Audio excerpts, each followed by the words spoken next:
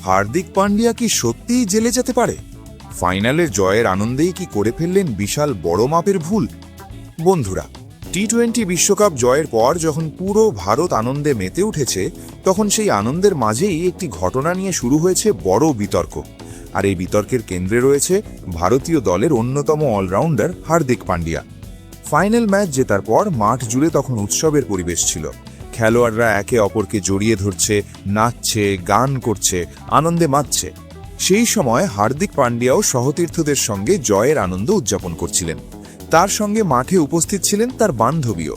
কিন্তু ঠিক সেই মুহূর্তেই ঘটে যায় এমন একটি ঘটনা যা এখন বড় আইনি ঝামেলায় রূপ নিতে পারে। জয়ের আনন্দে হার্দিক পান্ডিয়া নিজের কাঁধে ভারতের জাতীয় পতাকা জড়িয়ে নাচছিলেন এবং আনন্দ করছিলেন। পরে তিনি তার বান্ধবীর সঙ্গে বিজয় মঞ্চের এক কোণে যান এবং সেখানে বসে বা হেলান দিয়ে কথা বলতে দেখা যায়। এই দৃশ্য সামনে আসতেই একজন আইনজীবী দাবি করেন, জাতীয় পতাকা যেভাবে ব্যবহার করা হয়েছে তা অসম্মানজনক কাজ হতে পারে। সেই অভিযোগের ভিত্তিতে আইনজীবী ওয়াজিদ খান শিবাজীনগর পুলিশ স্টেশনে একটি অভিযোগ দায়ের করেছে। তার বক্তব্য অনুযায়ী the prevention of insults to national honour act 1971 এর সেকশন 2 অনুযায়ী জাতীয় পতাকার সম্মান বজায় রাখা বাধ্যতামূলক।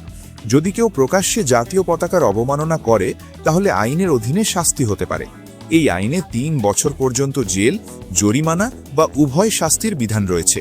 আইনজীবী আরও জানান, জাতীয় পতাকা পুরো দেশের প্রতীক, তাই দেশের যে কোনো জায়গা থেকেই এই ধরনের ঘটনার বিরুদ্ধে অভিযোগ করা যায়। সেই কারণেই তিনি থানায় লিখিত অভিযোগ জমা দিয়েছেন এবং এখন পুলিশ বিষয়টি খতিয়ে দেখবে। তবে অনেকেই মনে করছেন এটা ছিল শুধুই জয়ের আনন্দের মুহূর্ত এবং ইচ্ছেকৃতভাবে কোনো অসম্মান করা হয়নি। অন্যদিকে আবার কেউ কেউ বলছে, জাতীয় পতাকার মর্যাদা সব সময় বজায় রাখা উচিত। এখন সবার মনে একটাই প্রশ্ন, এই অভিযোগ কি সত্যি বড় সমস্যায় ফেলবে হার্দিক পান্ডিয়াকে, নাকি তদন্তের পর বিষয়টি মিটে যাবে? এই ঘটনাকে ঘিরে সোশ্যাল মিডিয়াতেও শুরু হয়েছে তীব্র আলোচনা। কেউ হার্দিককে সমর্থন করছেন, আবার কেউ আইনের কথা তুলে সমালোচনা করছেন। তাহলে তোমার কি মত? জয়ের আনন্দে করা এই কাজ কি সত্যিই ভুল ছিল, নাকি এটাকে বাড়িয়ে দেখা হচ্ছে? কমেন্টে তোমার মতামত অবশ্যই জানাও। আর এমনই বড় বড় ক্রিকেট আপডেট পেতে ভিডিওটি লাইক ও শেয়ার করতে ভুলো না।